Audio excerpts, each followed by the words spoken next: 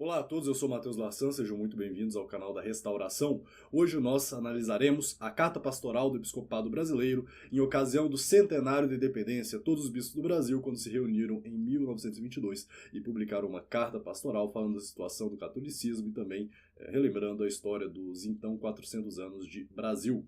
Então, para você que está chegando agora no canal, eu recomendo que você se inscreva no canal, ative o sininho de notificações, deixe seu like, comente nesse vídeo e mande também para todos seus amigos. Pessoal, antes de começar aqui a análise dessa carta, lembrando que é uma carta inédita e exclusiva, por quê? Porque eu não lembro onde eu encontrei a referência sobre a existência dessa carta. Eu acho que a maioria esmagadora dos inscritos e dos ouvintes nunca ouviram falar sequer uma menção sobre essa carta. Eu li em algum dos livros que eu estou preparando para o estudo sobre a história da independência do Brasil, as revoluções liberais e tudo mais. Em algum lugar alguém fez alguma menção a essa carta pastoral e eu tive que procurar em algumas bibliotecas até que eu encontrei uma biblioteca que tem esse volume. Eu tive que ir até a biblioteca com o meu scanner e eu mesmo vim digitalizando. Então isso aqui não existe na internet. Eu acho que as poucas referências que tem na internet a essa carta pastoral são de bibliotecas, uma aqui, uma ali, que tenha sobre isso, mas acaba que eu consegui aí e quero apresentar para vocês. E eu quero apresentar para vocês mais aqui como um documento histórico, algo que precisa estar na mesa. Quando eu for mostrando, algumas coisas vão ficar mais claras para vocês sobre a qualidade do escrito. Mas, uma carta do Episcopado, 1922, aqui todos os bispos que assinaram, eu acredito que eram todos os bispos do Brasil, ou pelo menos os bispos principais, porque em algumas dioceses já tinha bispos auxiliares, então, mais aqui, uma quantidade grande de bispos que assinam. E bem, a Carta Pastoral do Centenário da Independência. Então, sem mais delongas aqui, vamos começar a leitura de alguns pontos em específico. Primeiro aqui falando da estrutura, tá? A estrutura começa o seguinte, nos primeiros capítulos, eles vão falar sobre a história do Brasil, e o porquê é belo, lindo e moral comemorar a independência do Brasil. Vamos falar de alguns episódios mais marcantes da história da nação brasileira. Também vamos falar sobre a independência, alguns casos acontecidos ali no primeiro e no segundo reinado. E depois eles farão, nos capítulos seguintes, nessa carta pastoral, alguns comentários sobre a situação moral do brasileiro e do catolicismo ao redor do mundo. E vão dar, que se você já leu alguma carta pastoral, sempre tem aquele tom, recomendamos aos padres que façam confissão e penitência e mostrem a doutrina e o catecismo para acender a chama dos valores católicos nas famílias, porque precisamos de família, esse tipo de tom. Uma carta... Eu diria que a parte histórica dela é péssima, terrível, terrível. A parte moral é interessante, tem algumas curiosidades, algumas coisas que eu mesmo não sabia que estava tão ruim. Algumas coisas sobre a questão do matrimônio já naquela época. Estamos falando aqui de uma carta pastoral de 102 anos, né? Então, tem algumas coisas nesse sentido. Mas é interessante. No final eu faço mais alguns comentários, tá? Agora, aqui, pra gente já ver. Então, Dom Joaquim Arcoverde de Albuquerque Cavalcante. Quem leu Gustavo Barroso aí, não que eu tenha lido, mas sabe bem aí, né? Mas muito bem, Cardeal Arcebispo de São Sebastião, do Rio de Janeiro, e os senhores Arcebispo Primaz, arcebispos, bispos e ordinários do Brasil. Aos cabildos, ao clero e aos fiéis de suas respectivas dioceses, saudação, paz e bênção do Senhor.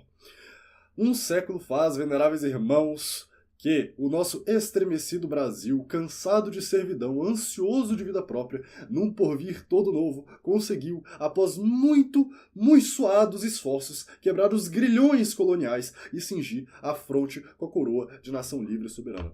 Aqui já começa a primeira gafe, logo no primeiro parágrafo, literalmente o primeiro parágrafo dessa carta pastoral, mostrando que o clero brasileiro de 1922 não tinha a menor noção do que estava falando.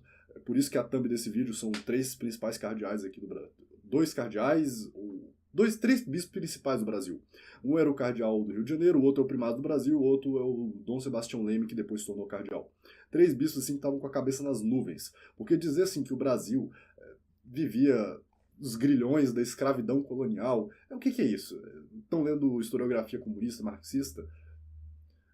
vai falar assim que os 400 anos, ou melhor, os 300 anos, 322 anos gloriosos do Brasil unido com Portugal, apesar de todas as dificuldades, apesar de todos os problemas que tem tido, mas gloriosos da fé católica se espalhando nesse Brasil, aí vai chamar isso de uma opressão colonial. Assim, coisa de quem, né, bispo aí republicano já, que não quer saber de história, já tá aí, não, o negócio aqui é, né, vamos, 7 de setembro é pra comemorar, então vamos comemorar, assim, infelizmente, tá, situação, mas já no primeiro parágrafo aqui, e se você ainda não está convencido, fique tranquilo, que eu lhe garanto que, ao longo da leitura dessa carta, você vai concordar comigo que isso aqui, historicamente, por um lado, é bom isso aqui nunca ter aparecido, mas por outro, deve aparecer para mostrar o quão terrível é a situação, tá? Normalmente as pessoas, o que o padre acha? Olha, tá aí, né? Isso aqui é a verdade. Então, todos os bispos do Brasil vão, reúnem e escrevem uma carta dessa. Então, eu fui marcando aqui algumas coisas, né? Após a audição da missa e do sermão pregado pelo bispo de Ceuta perante o rei Dom Manuel, então Pedro Álvares Cabral foi mandado. Ele conta toda a história aqui, muito bacana essa parte, tá? Tem coisas interessantes de como o Brasil foi conquistado na base da religião, da paz. Todos os franciscanos, os jesuítas que vieram para cá, o trabalho da Companhia de Jesus, ele fala sobre os missionários que tiveram por aqui, os santos que o Brasil teve, como o povo indígena aderiu ao catolicismo, recebeu de boa, pelo menos uma boa parte deles, né, recebeu o catolicismo. E aí ele fala, o elemento moral da sociedade foi a Companhia de Jesus, isso está certo, foram os jesuítas mesmo que educaram esse país, isso não fizeram coisas ainda melhores, porque o maldito Marquês de Pombal, o desgraçado que certamente está queimando no inferno uma hora dessas, infelizmente expulsou com a conivência do rei Dom José I os jesuítas do Brasil. Aí aqui outras coisas, que o Papa Paulo III, pela bula Veritas Ipsa, de 2 de junho de 1537, ensinava que os índios tinham todo o direito à sua liberdade, da qual não podiam nem deviam ser privados, e tampouco no domínio dos seus bens. Aqui muito interessante, mostrando que até quebrando essa historiografia comum que nós temos hoje em dia, de que os índios foram oprimidos, ninguém respeitou os direitos, foi uma chacina. É tudo mentira. Basta você andar nas ruas aí de qualquer capital do país, você vai ver um monte de gente com traços indígenas, né? Qualquer exame genético de qualquer pessoa desse país aqui, que tem uma família que está há mais de 100 anos aqui, vai demonstrar um percentual de indígenas, então, né? Aí fala também, não sei se aqui... uma coisa interessante, tá, pessoal? Eles falam aqui do Padre Galante. O Padre Galante é um historiador brasileiro. Ele tem 6 volumes da história geral do Brasil. Eu não li esses 6 volumes ainda. Sinceramente, não tenho a pretensão de ler, porque o meu foco é especialmente essa era da transição liberal. Mas eu tive acesso ao volume 4 da obra desse Padre Galante. E ele é um padre jesuíta do início do século XX, eu acho que a obra dele é de 1902. E esse Padre Galante, ele teve as obras reeditadas pelo Centro Dom Bosco. O professor Rafael Tonon, que eu inclusive estou aguardando a resposta dele, senão seria obrigado a fazer um vídeo-resposta ao vídeo dele falando do apoio da Igreja Católica à independência, mas enfim. O professor Rafael Tonon foi quem recomendou amplamente, com toda a divulgação possível, a leitura das obras do Padre Galante, porque é uma obra excepcional e tudo mais. Como eu disse, eu não li os 6 volumes, mas eu peguei para dar uma folheada no volume 4, é o volume referente a esse período da independência do Brasil. Então assim, pessoal, eu não fui com a cara do livro do historiador Padre Galante. No livro, no tomo 4 dele, eu apertei Ctrl F, dei um F3 ali, para procurar as menções à palavra maçonaria, e pasmem, ao longo do livro todo, as palavras maçonaria tem 2 citações e uma única página. São os 2, 3 parágrafos, basicamente dizendo assim. Então, Dom Pedro entrou na maçonaria e foi elevado ao grau de grão-mestre com o nome Guatimozinho. Então, quem conhece, assim, quem já leu algum livro de história, estou falando de um historiador secular, Otávio Tarquínio de Souza, Oliveira Lima, você vê que eles falam páginas e páginas sobre a maçonaria, porque, como eu disse já nos últimos vídeos dessa semana, a história da maçonaria é a história da independência do Brasil. A história da independência do Brasil é a história da formação da maçonaria no Brasil. As duas coisas são indistinguíveis. Então, quem também conhece aqui as obras dos padres jesuítas contra-revolucionários da Europa, é Padre Agostinho Barruel, o Padre Barbier, o Padre Gautlet, eu não sei muito bem a pronúncia dele, mas que escreveu sobre a história da Revolução Francesa, sabe assim, que jesuíta não fala de outra coisa a não ser maçonaria. É o tempo todo maçonaria. Aí um padre vai lá e faz 2 citações à maçonaria no livro da Independência do Brasil. Então, assim, não me surpreende que o professor Rafael Tonon, que parece que esse é o principal livro que ele já leu, tanto que ele conhece bastante de Brasil colonial e tudo mais, não nego esse fato, já até utilizei as aulas do professor Tonon como referência para algumas das minhas apresentações. Mas na questão da Revolução Liberal Brasileira, explica bastante o professor Rafael Tonon ter a postura que ele tem, lendo a obra do padre Galante. E aqui a Carta Pastoral, também utilizando o padre Galante, mostra que não é, de fato, nem de longe, não recomendo que vocês comprem lá a obra do Centro Dom Bosco, que eles reeditaram aqui do padre Galante.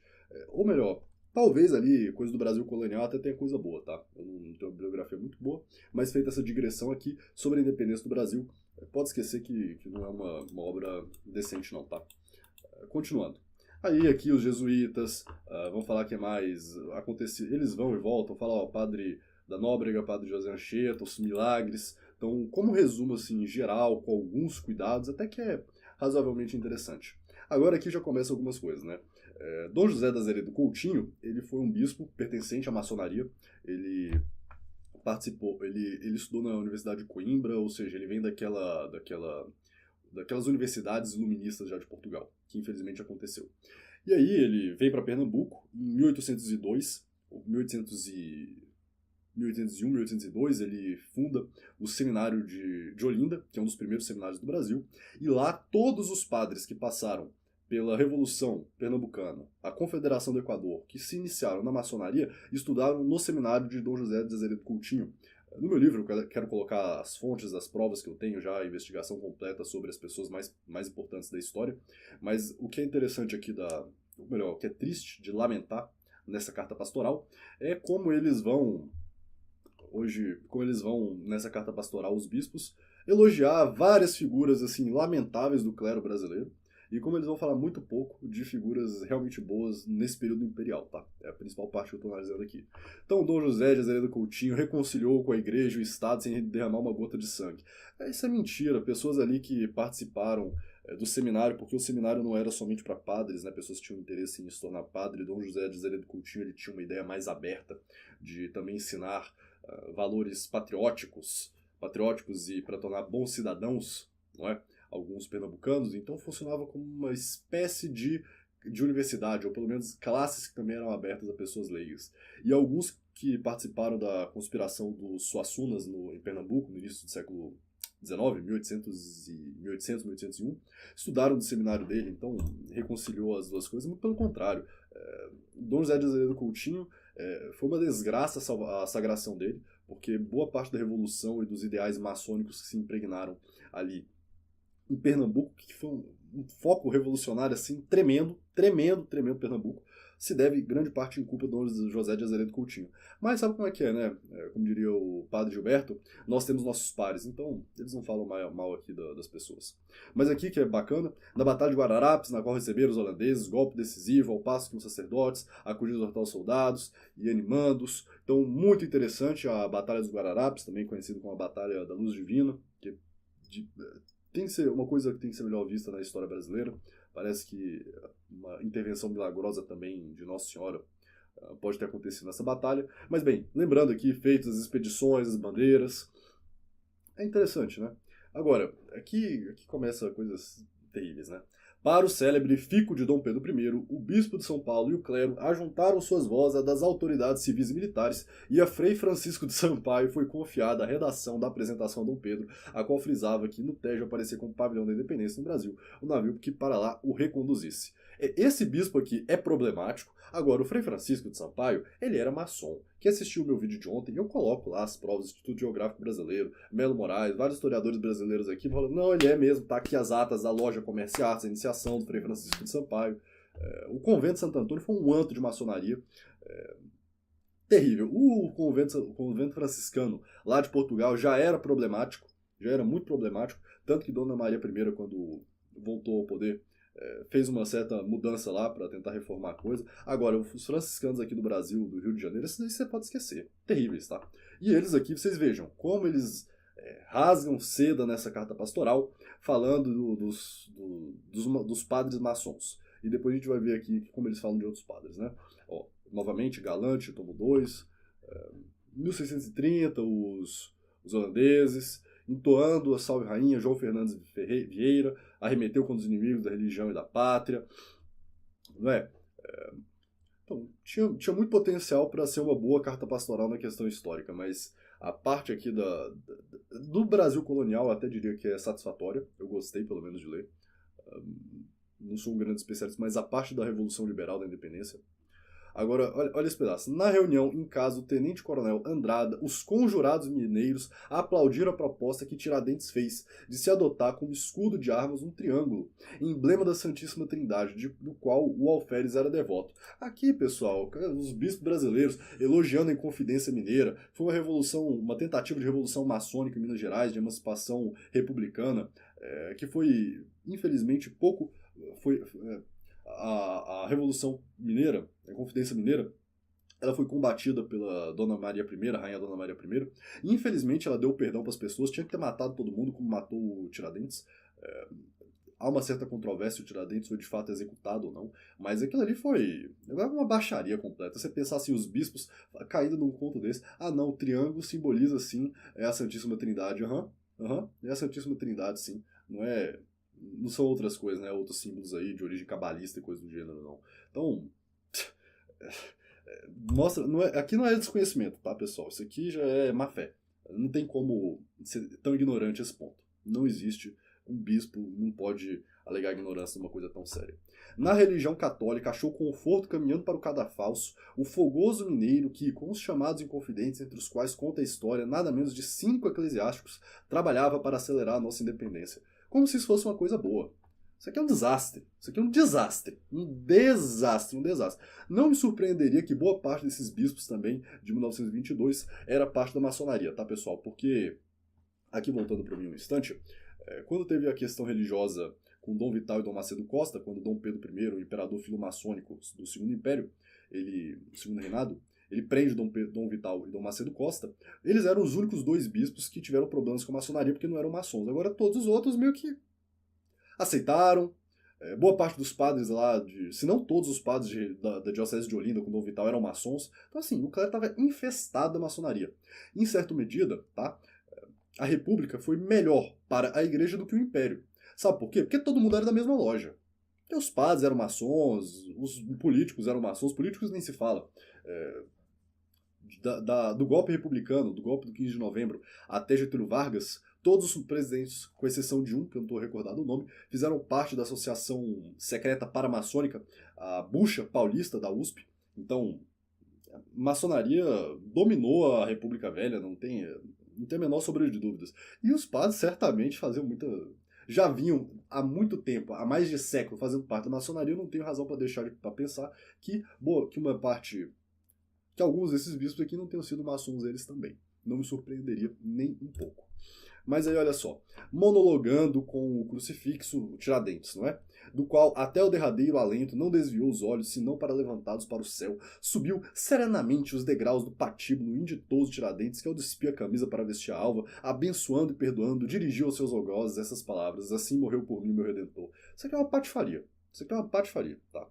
Na bandeira adotada pelo governo provisório, que surgiu da Revolução de 1817 em Pernambuco, viu-se uma cruz vermelha em fundo branco para indicar que o Brasil era consagrado àquele precioso estigma da humana redenção, na frase de Muniz Tavares. Isso aqui, pessoal, é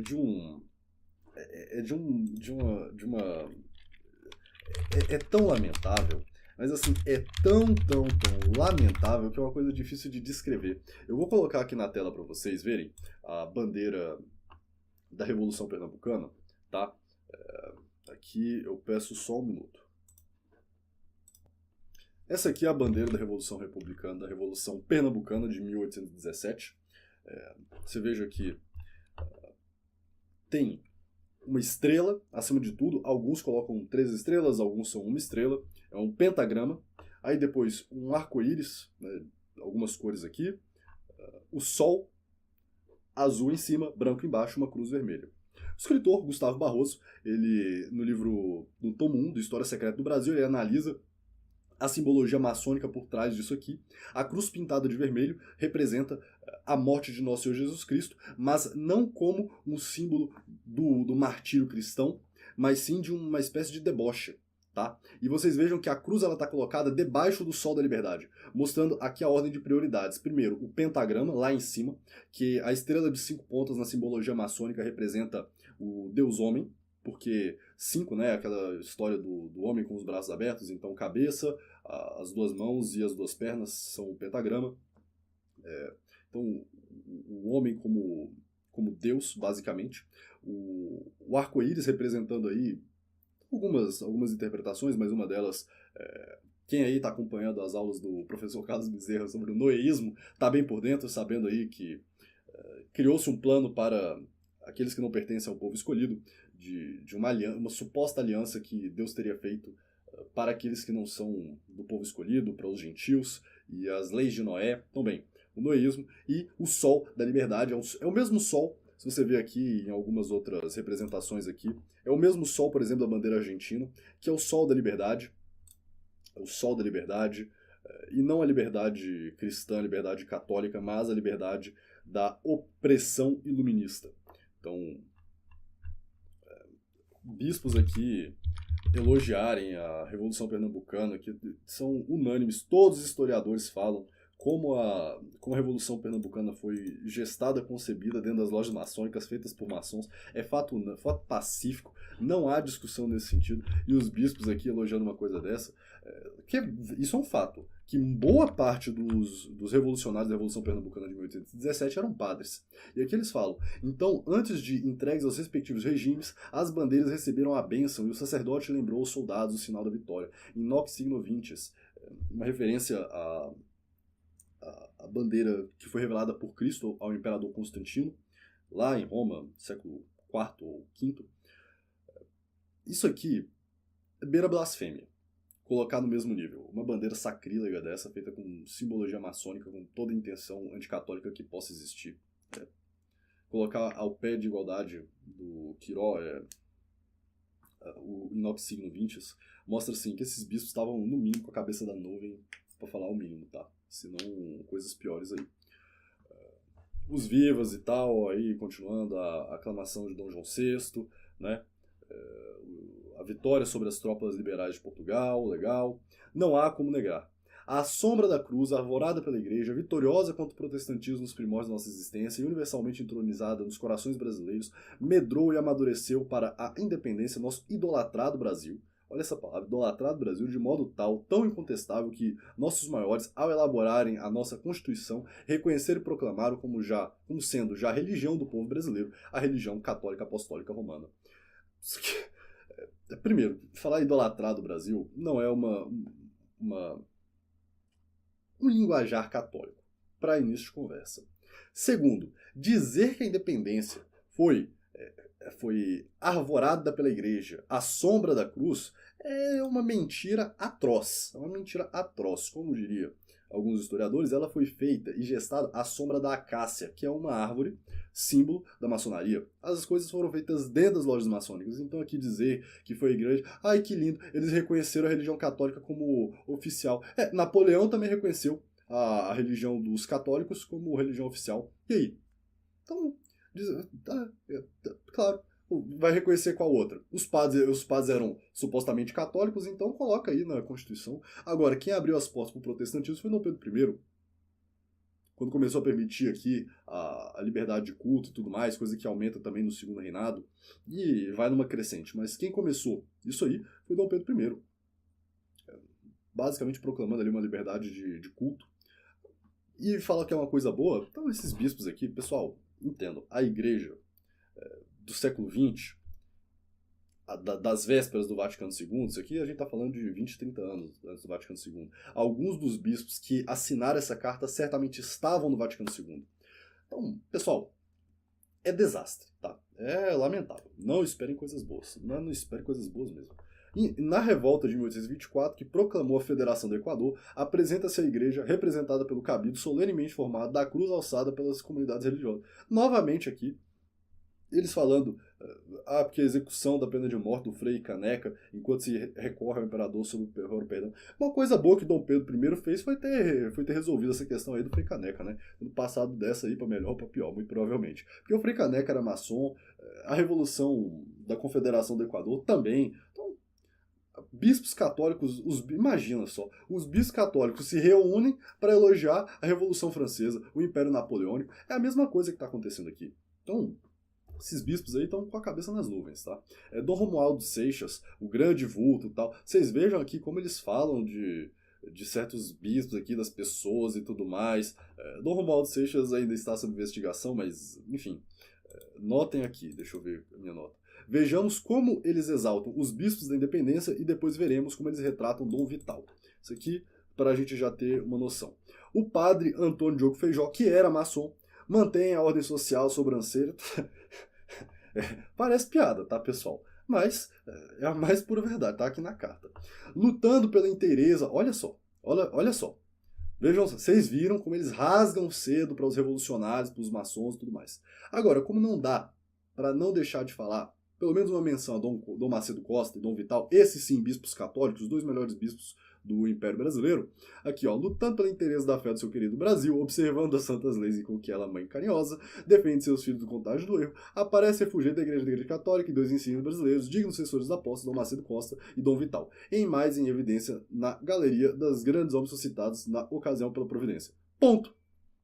Ou seja, a única coisa que eles mencionam, esse aqui é um parágrafo, falando dos dois maiores bispos brasileiros. Então, isso aqui, na parte histórica da parte da independência, como eu disse aqui, é um desastre, tá? É um desastre essa carta pastoral. É um desastre completo. Desastre completo. E eu mostro aqui para vocês, até para começar voltando aqui para mim um instante, para que os católicos parem com essa ideia de idealizar a igreja pré-conciliar do século XX. Era uma igreja morna, fraca, já tinha grandes abusos litúrgicos, grandes mesmo, por exemplo, quando tem o Congresso Eucarístico Brasileiro, as pessoas falam, nossa, que bonito, né? Milhões de pessoas indo para as ruas, comungando. Ah, sim, pessoas comungando em pé, pessoas comungando basicamente de qualquer jeito. Comunhão sendo distribuída aqui, não está rezando a missa num templo santo, a céu aberto. Nos Estados Unidos, o Congresso Eucarístico, rezaram dentro do estádio de futebol. Olha que coisa linda, não é?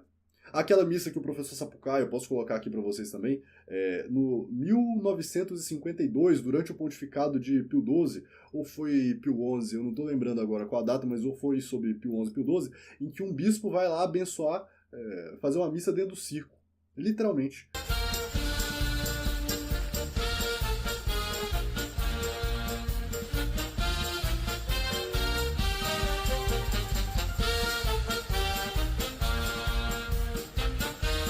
Aí ele vai dar a bênção no tigre, dá a bênção no elefante, na girafa, né, os palhaços lá aqui participando da missa. Isso é uma palhaçada, óbvio. Uma evidente palhaçada. Então, essa igreja, esse clero, a fé não estava bem no século XX. É isso que precisa ser dito, é isso que precisa entender. Ah, dói, mas incomoda, eu queria voltar. Não, essa igreja pré-conciliar, ali, do século XX, é um desastre e não pode ser idealizado. Se nós queremos uma restauração, nós temos que querer uma restauração verdadeira. Antes da Revolução, antes da contaminação. Agora, o que aconteceu depois, pessoal, não dá para levar tão a sério, tá? Mas vamos falar aqui do padre Antônio Vieira, que mais? Leão XIII, que, né, cujos bispos aqui, etc., sobre a abolição da escravatura, Dom Antônio, bispo do Maranhão, e vamos falando mais algumas coisas, e passando aqui, porque quem tiver interesse de ler, tá? Uma leitura rápida, são 100 páginas, mas é bem curtinho, porque não são páginas longas, né? Uma meia hora, uns 40 minutos, você consegue ler tranquilamente. Leão XI reconhecendo a bula, reconhecendo a independência do Brasil, o Papa Leão XI. Aconteceu, né? Aconteceu, complicado, mas o Papa Leão XI ele só reconheceu a independência depois que Dom João VI já tinha reconhecido. Se eu não me engano, foi depois da morte de Dom João VI, aí que ele viu que não teria mais jeito mesmo. Triste, mas é o que é. Assim, de tal modo, se formou e fortalecendo a doutrina da alma católica, a nossa nação tem assaz de vezes manifestado solenemente sua adesão a Roma e seu horror ao cisma. É engraçado dizer isso quando o fundador do Império Brasileiro, do Império Maçônico Brasileiro, foi quem fez um cisma em Portugal. É curioso, mas essa parte da história ninguém conta. Aí outros bispos e tal, proclamado o novo regime, essa parte aqui, gente, proclamado o novo regime, aqui falando da República, e feita a separação da Igreja e do Estado pelo decreto de governos provisório do dia 7 de janeiro de 1820, eis aqui como os bispos brasileiros, em solene ato coletivo de 19 de março, proclamam sua atitude de pastores e dos fiéis. Saibam todos nós, católicos brasileiros, não separamos em nossos corações esses dois amores, oriundos ambos da mesma pátria, e que por este dobrado vínculo nos acharemos sempre perfeitamente unidas. Então, quando a República Maçônica proclama o Estado laico, e separa definitivamente a igreja e o Estado, aí os bispos fazem o quê? Condenam? Não. Claro, não vão condenar porque era todo mundo na mesma loja. Mas eles vão falar, não, então aqui, né, pelo menos o Estado ainda tem uma inspiração católica. Isso é uma loucura. Isso aqui, eu pergunto assim, você que está chegando agora no canal, o louco sou eu? O louco sou eu? Você acha normal? Assim, os estados católicos sempre foram confessionais. A igreja sempre lutou por um Estado confessional, desde sempre, desde a fundação, desde os apóstolos. Claro, os apóstolos não tinham Estado, mas a fé dos apóstolos é essa, de cristianizar o Estado. Aí vai falar aqui, o Estado é laico, mas nós somos católicos. Aí aqui umas frases latim, uno em Jesus Cristo e tal, aqui um em Jesus Cristo para a nossa regeneração particular, para a reforma de nossos costumes públicos, levantamento das nações, daquele Senhor, arbítrio. Então unamos nossos institutos nos labores. De acordo com esse singelo programa, iniciou a igreja no Brasil com redobrado zelo de sua nova vida. A gente tá vendo, né, os frutos aí pós-conciliares que aconteceu no Brasil, como foi frutífero esse trabalho da igreja do pré-conciliado do século XX. Né? Nossa, aqui São Pio X, algumas coisas, Nossa Senhora de Nazaré, Basílica, algumas procissões. Aqui, pessoal, foi a hora que tava ruim, mas eu quase largo mão disso aqui. Quando Antônio Conselheiro, à frente de mais de 1000 companheiros, entre os quais alguns criminosos, conseguiu manter em Canudos deplorável situação de fanatismo e revolta contra o regime republicano, 2 religiosos, Frei João Evangelista e Frei Caetano de Capuchinho, foram, por ordem do arcebispo da Bahia, aquele infeliz povoado onde as leis não eram aceitas e as autoridades reconhecidas e nem admitido o dinheiro republicano, para, pela pregação evangélica, chamar os deveres católicos e cidadãos aqueles perigos descolos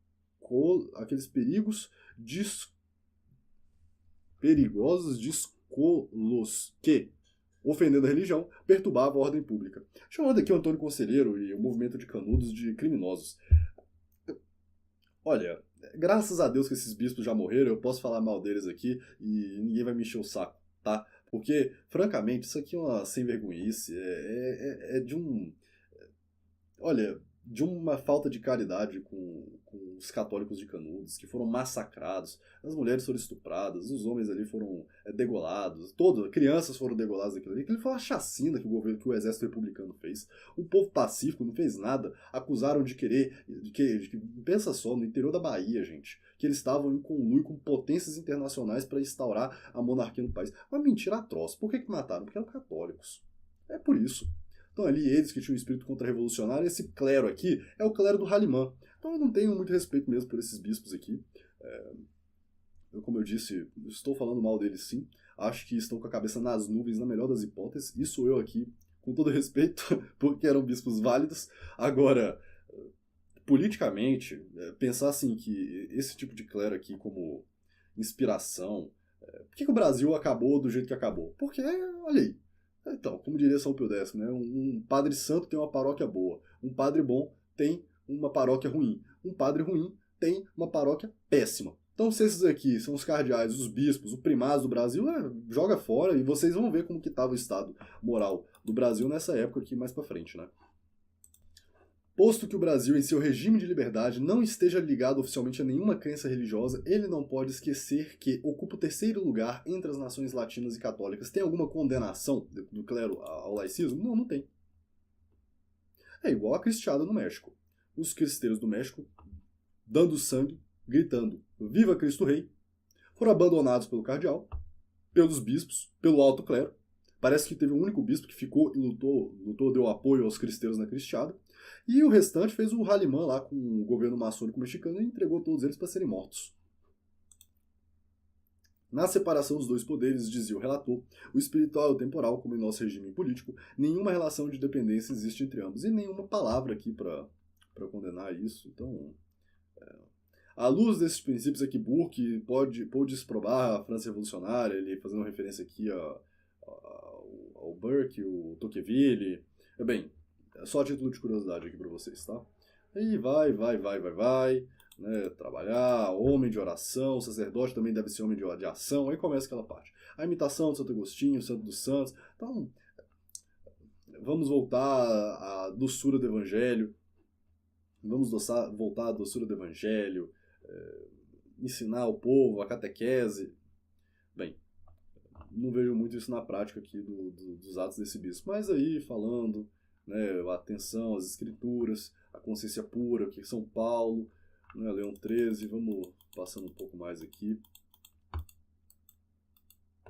Os santos, né, que evangelizaram o país, o Brasil. Quem quiser ler, tem coisas interessantes aqui, tá? Como eu disse, é aquele tom comum em cartas pastorais, mas bem. Na sua grande e transbordante de ensinamentos, Leão XIII, grande entre os maiores pontífices, não ouviu dos outros interesses católicos, cujo novo regime iniciava a nova situação para a Igreja. O Papa Leão XIII, o mesmo que fez e incentivou o ralliement dos católicos com a República Revolucionária Francesa, acho que a Terceira República, se não estou enganado, porque são tantas lá, né? Terceira ou Quarta República Francesa, já às vésperas ali da proclamação do Estado laico, da liberação do divórcio na França, o Leão XIII vai falar para os católicos isso, façam ralliement, adiram essa república. E ele fez a mesma coisa aqui no Brasil, de certo modo, porque não teve uma grande resistência, infelizmente, contra-revolucionária aqui no Brasil. Mas ele reconheceu a República Brasileira, mesmo laica. Porque, claro, se o Papa Pio VII reconhece Napoleão como imperador válido, o que é reconhecer que é Marechal Deodoro, né? Casar, lavar, fazer sapatos, olha só, Adão e Eva, porque aqui o matrimônio, o verdadeiro matrimônio, a abertura à vida, os filhos, que fala sobre os soberanos pontífices. Esse pedaço aqui sobre o matrimônio e o divórcio é bem interessante, porque eles falam algumas coisas que nós vamos ver aqui, um histórico geral, basicamente. Caiam muito embora a cabeça do bispo João Fischer, do chanceler Thomas More, aconselho Lutero, frade apóstata e ratificam-se o sacrílego exemplo, todos os escândalos dos monarcas, percam-se a Dinamarca, a Suécia, a Alemanha, a Inglaterra e outros países envolvidos no torrente das paixões sexuais. De pé fica, sobranceira, no meio das ruínas, a igreja, proclamando que o leito nupcial não pode ser manchado, que o contrato matrimonial é indissolúvel. E é verdade, porque a única religião do mundo que, de modo até hoje, mesmo que no modernismo, qualquer um se consiga lá anulação de matrimônio, a Igreja Católica doutrinalmente é a única que não reconhece o divórcio em hipótese alguma. Mesmo no modernismo ainda tem esse espírito, né? É claro, tem uma igreja protestante aqui e ali que vai pensar isso, mas de modo geral no Ocidente está liberado o divórcio. Está liberado o divórcio, que é uma desgraça. Uma coisa que é interessante é que ele vai falar aqui em 1922, se o divórcio for liberado, se o povo brasileiro não entender a necessidade de matrimônio santo, nós veremos uma degeneração nas famílias, vai decair a política, a economia, vai tudo por água abaixo, e é exatamente o que aconteceu. A mais nobre porção do seu ser é a alma e esta é racional, obedecendo à razão que ele, o homem, obedecerá à sua verdadeira natureza. Ora, a razão nos dita que o fim principal do casamento é a procriação e a educação dos filhos, e não o prazer somente e a fidelidade dos esposos. Como eu disse, bastante coisa bem interessante aqui. Eu separei umas outras coisas aqui mais para baixo. Deixa eu ver. Aqui, que ele vai falar da situação moral na Europa, principalmente. E como lá, porque inicialmente liberaram o divórcio, como... Só para deixar claro, tá, pessoal, que eu me dei conta, eu acho que o divórcio não deveria ser liberado pelo Estado. E a ação restauracionista pensa isso. E todo católico pensa isso também. Porque às vezes alguém está caindo de paraquedas aqui, vê a gente falando, como se fosse só uma reprovação moral, individual. Não. O divórcio deve ser proibido na esfera pública porque ele corrói o tecido social. Tá? Só para deixar isso bem claro, que talvez alguém não esteja ciente disso aí. Mas bem, ele falando aqui sobre a situação do divórcio, por quê? Inicialmente o divórcio foi liberado em casos como infidelidade conjugal, coisas desse gênero. E aí tinha um tribunal civil para julgar se teve mesmo adultério, e aí, bem. Muito conhecido é o fato do bispo protestante de Rochester que, em resposta, ou seja, mesmo os protestantes reconhecendo, em resposta ao Lord Mulgrave, afirmou que, em 10 casos de pedidos de divórcio por motivos de adultério, 9 se firmavam em combinações que os sedutores faziam com os maridos para lhe fornecerem prova das infidelidades das esposas. traduzindo um pouco mais, maridos pagavam homens para seduzir as suas esposas, para ter a prova e conseguir o divórcio.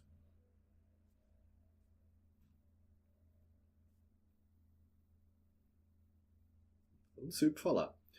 Com ele nascem as fraudes para burlar a lei, sabemos, por um processo pleiteado em nossa presença, que há em Paris senhoras à disposição das esposas para incitarem o marido à violação do dever conjugal. Então, por exemplo, hoje em dia tem também teste de fidelidade, né? Tem gente que recebe dinheiro, que, né, presta um serviço de testar a fidelidade dos esposos, das esposas. Isso é uma baixaria completa. Como é que o país vai para frente numa coisa dessa, né? Não tem como. Isso aqui é interessante. Teremos recuado da situação moral da monogamia para o regime da poligamia sucessiva, que, sob a forma de poliandria, é particularmente repugnante aos olhos do homem culto. A poligamia é quando o homem tem muitas esposas e a poliandria é quando a mulher tem vários homens. E a poliandria é particularmente repugnante aos olhos do homem culto. Por quê? Porque a poligamia não fere a lei natural. Os patriarcas da fé tinham várias esposas, tinham as concubinas e tudo mais. Salomão, Davi, o rei Davi, homens justos tinham várias esposas porque não fere a lei natural.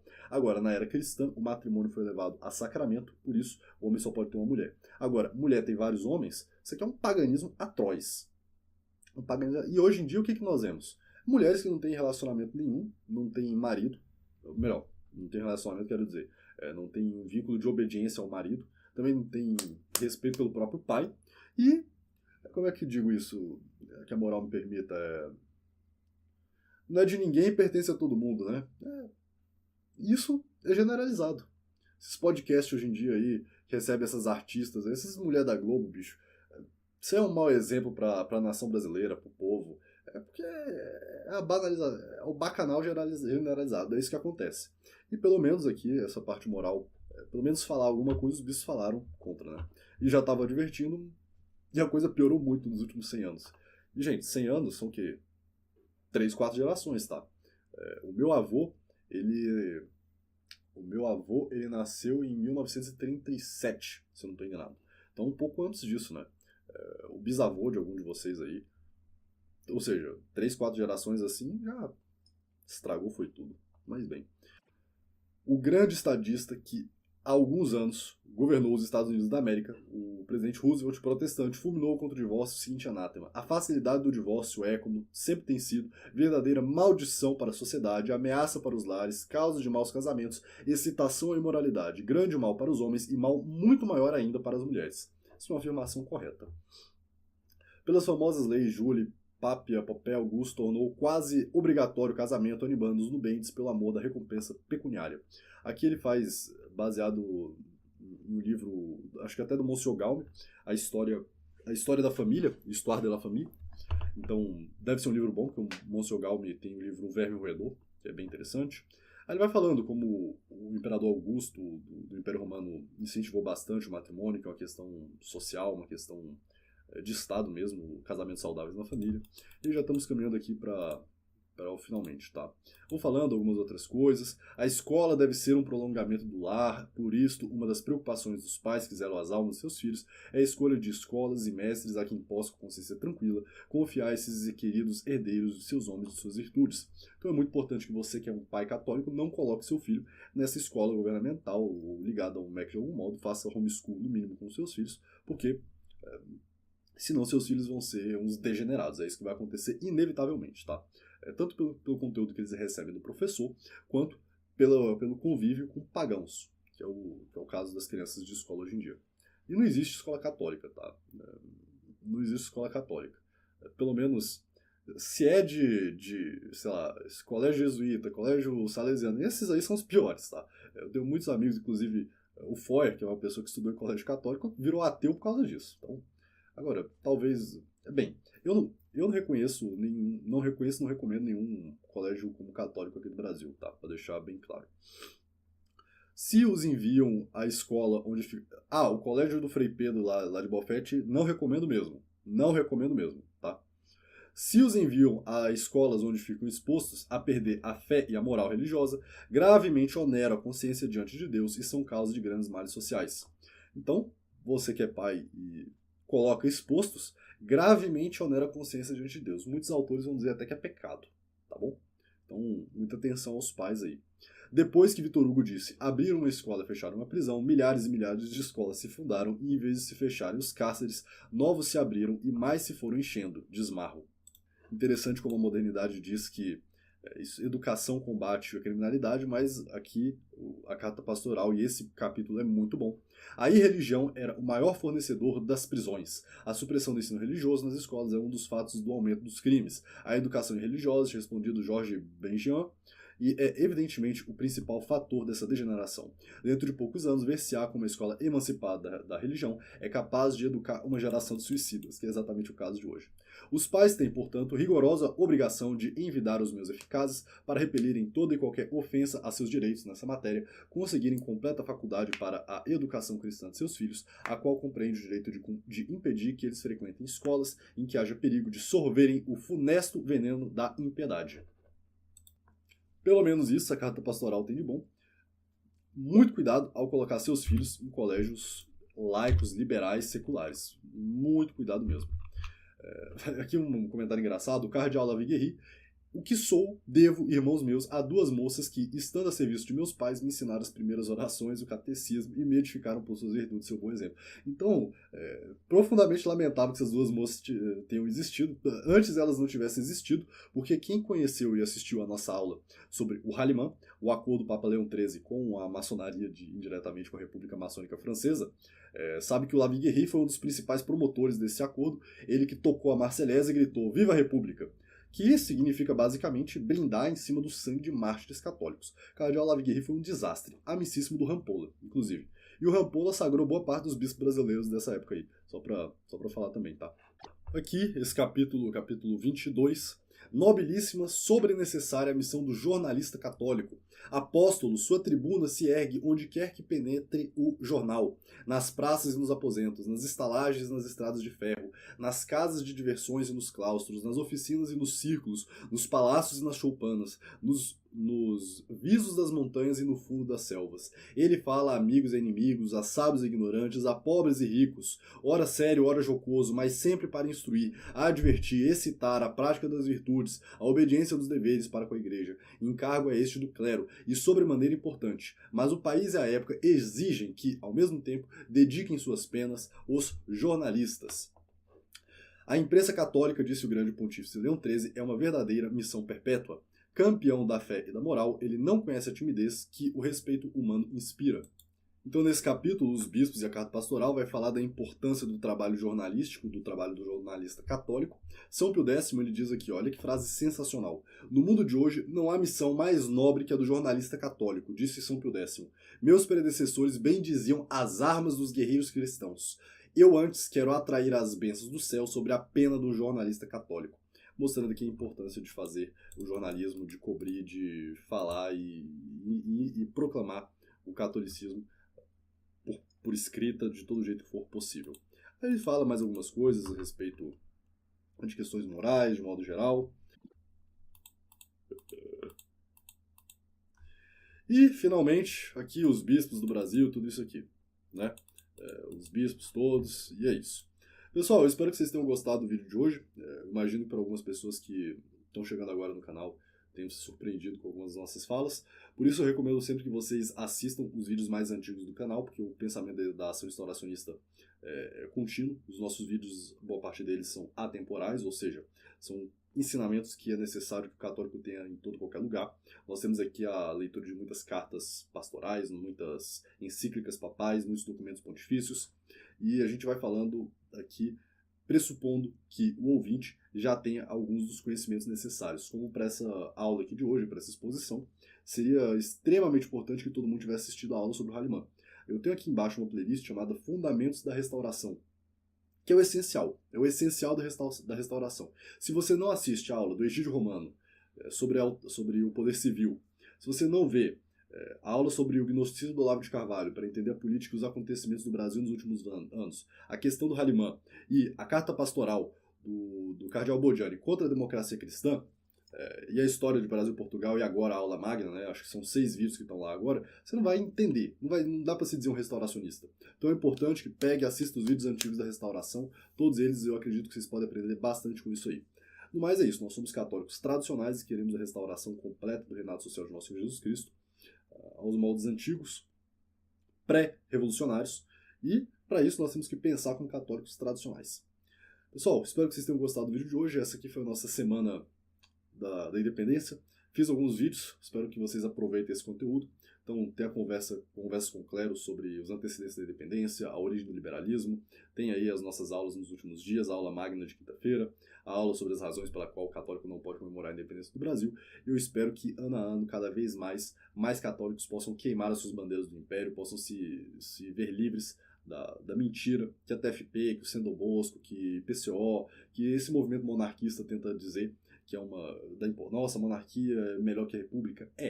Mas nós queremos uma monarquia católica, nós não queremos uma monarquia anticristã, revolucionária, maçônica.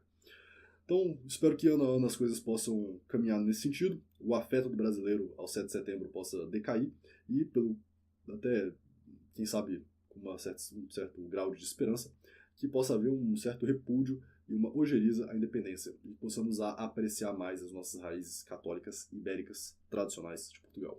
No mais é isso, só Cristo é rei, não vai ter Halimã, fogo no mundo, morte a Dom Pedro, viva Dom Miguel e viva Dona Carlota Joaquina. Um abraço a todos, pessoal.